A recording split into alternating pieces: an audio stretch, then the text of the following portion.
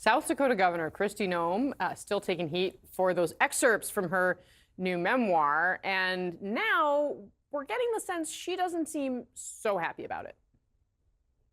Did the dog story come up in your conversation with Trump? I talk to President Trump all the time. About the dog? About a lot of things. Did you bring up the dog? Yes, enough, with Trump? Stuart. With Trump? Did you bring this up interview the dog is with Trump? ridiculous, what you were doing right now. I don't so think you so. need to stop. It is. Did you And meet with Kim Jong-un? Some of them are in the book, and some of them are not in the book. Clearly, if you're taking it out of the book, it's because it's untrue. I've given you my answer. No, and that's not the answer. When you recorded your own audiobook, you didn't notice I'm this not going to passage? discuss about my meetings with world leaders. I'm not asking you to. I'm asking you about recording the audio. Did you want to talk about something else today? Welcome back to What Was That? I'm Gabe Sanchez. I didn't think it was possible, but the puppy-murdering South Dakota Governor Kristi Noem just can't stop talking. Well, it actually makes a lot of sense when you remember that she's trying to be Trump's VP. He died like a dog. Kristi Noem has single-handedly torpedoed her entire political career in such a bizarre and humiliating way that you can't help but laugh, and now she's trying to play victim. Do you regret telling that story? Do you feel like, oh, maybe I should have said it? Do you understand why people don't like that story? Well, everybody's known that story for years. That's what most people don't realize, is that in South Dakota, they've used that story to attack me in my political campaigns for years. No, that is not true. Literally, none of Noem's political opponents knew that she murdered her puppy until she bragged about it in her own book. Trust me, I have searched the internet, Google, DuckDuckGo, YouTube, Twitter, 4chan, local ad spots. There was not one single mention of anyone knowing about this until she told everyone. When you've lost Fox News, it is hard to come back, but when you've lost Newsmax, you're finished. I don't even think you're on the list. And right before that interview, Newsmax's Eric Bolling even tried to give Noem a way out with a conspiracy, and she said, nope, I 100% killed that f***ing dog. And here's my question, the editor. The editor, was she possibly a plant, a liberal plant? Because I'm not sure either one of these stories, the dog story, the North Korea story, seems like the Kristi Noem I know.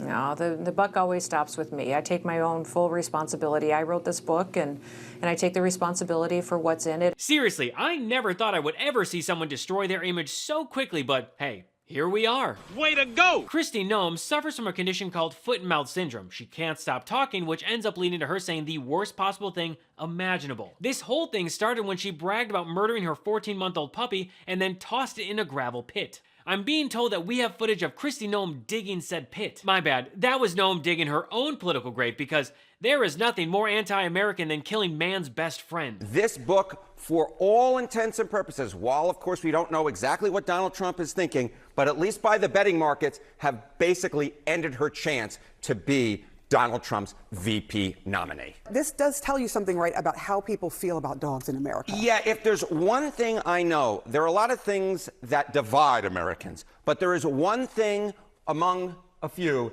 that unites them, and that is the likability of dogs. Noem's chances of being accepted as Trump's VP are as shot as the animal she killed. I mean, even Republicans think that Noem is a f***ing psychopath. Not a lot of people I know of have gone out and executed their own dog. Who was her editor? Michael Vick? How utterly heartless do you have to be to shoot a 14-month-old dog in the face? Noem, I think, is maybe a little too based. Shooting the puppy in the gravel. That was not ideal. Yeah, that was not ideal. I got to ask you. That's I read that. I was like, tough. who put that in the book? Like, I think I was like, your ghostwriter must really not like you if they're gonna include that one. That was rough. Wow. She grossly miscalculated and took her political chances to the gravel pit. You can't just kill a dog because you're annoyed with it.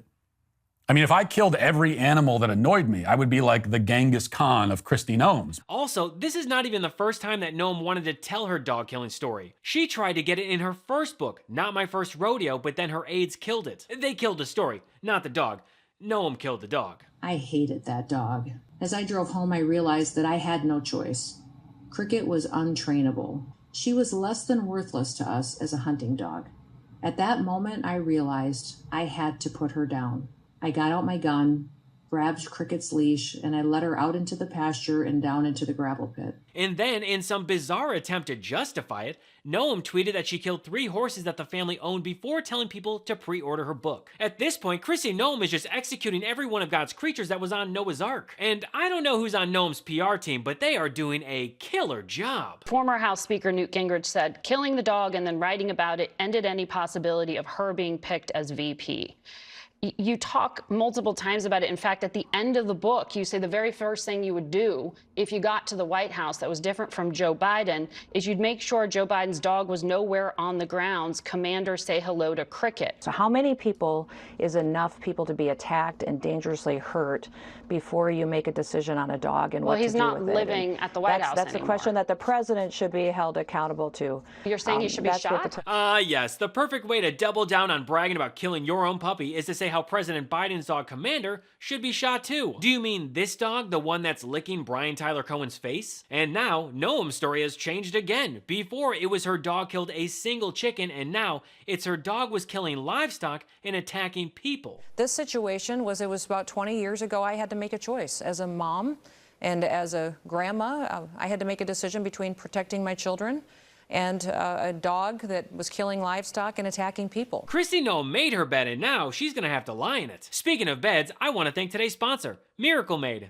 Did you know that traditional bed sheets can harbor more bacteria than a toilet seat? It can lead to acne, allergies, and stuffy noses, and it's just gross. Miracle Made offers a whole line of self-cleaning antibacterial bedding, such as sheets, pillowcases, and comforters that prevent up to 99.7% of bacteria growth and require up to 3 times less laundry. Using silver-infused fabrics inspired by NASA, Miracle Made sheets are thermoregulating and designed to keep you at the perfect temperature all night long, so you get better sleep every night. These sheets are infused with silver that prevent up to 99.7% of bacterial growth, leaving them to stay cleaner and fresh 3 times longer than other sheets. No more gross odors. Miracle sheets are luxuriously comfortable without the high price tag of other luxury brands and feel as nice if not nicer than sheets used by some 5-star hotels. Stop sleeping on bacteria. Bacteria can clog your pores, causing breakouts and acne. Sleep clean with Miracle. Go to trymiracle.com/Gabe to try Miracle Sheets today. And whether you're buying them for yourself or as a gift for a loved one, if you order today, you can save over 40%. And if you use our promo Gabe at checkout, you'll get 3 free towels and save an extra 20%. Miracle is so confident in their product, it's backed with a 30-day money-back guarantee. So if you aren't 100% satisfied, you'll get a full refund. Upgrade your sleep with Miracle Made. Go to trymiracle.com/Gabe and use the code Gabe to claim your free 3-piece towel set and save over 40% off. Again, that's trymiracle.com/Gabe to treat yourself. Thank you, Miracle Made, for sponsoring this episode. Noem just can't stop talking, and honestly, I hope she doesn't. The book is called No Going Back, but it sounds like the publisher, Center Street, is going back on a couple of the details in the book. Oh, I don't believe so. Specifically, when you write in the book, I remember when I met with North Korean dictator Kim Jong-un, I'm sure he underestimated me. That, as I understand, is now being removed from the book at your request. Yes, when I became aware of that, we changed the content, and the future editions will be adjusted. Brought to her attention? No. Kristi Noem can't claim that she never knew about it when Noem was the one who wrote the book and narrated it. It's right there on Audible, written and narrated by Kristi Noem. And here she is saying it in the book. No going back. The truth on what's wrong with politics and how we move America forward. Written and read by me, Kristi Noem. I swear, Republicans continue to prove that they're the absolute dumbest people on planet Earth. That specific meeting didn't happen? I'm saying that I'm not talking about that meeting. I'm not talking about my meetings with world leaders. So that's a no. But you there's do some talk that are about in the meetings book. with world leaders. There's some that are in the book, and then there's some that's not in the book. Many but of why them are there actually. two specific mentions of meeting Kim Jong-un and talking about him, and a specific memory? I'm sure he underestimated me, having no clue about my experience staring down little tyrants. Did you tell your ghostwriter to write that? I specifically have worked on policy for over 30 years. And over that time, I have traveled around the world, and I have met with leaders around the world. And that anecdote, I've asked them to change the content, and it will be removed. It's a simple question. Did you or did you not meet with Kim Jong-un? That's the answer that I have for you. Yeah, I'll take things that never happened for 1,000, please. And now, after Noem was caught red-handed, she doesn't want to talk about it anymore, even though she originally wrote about it and then narrated it. I'm asking about that specifically because you made the point to bring him up twice, and that he was a little tyrant. Do you have a question for me, Margaret? Yes, I do.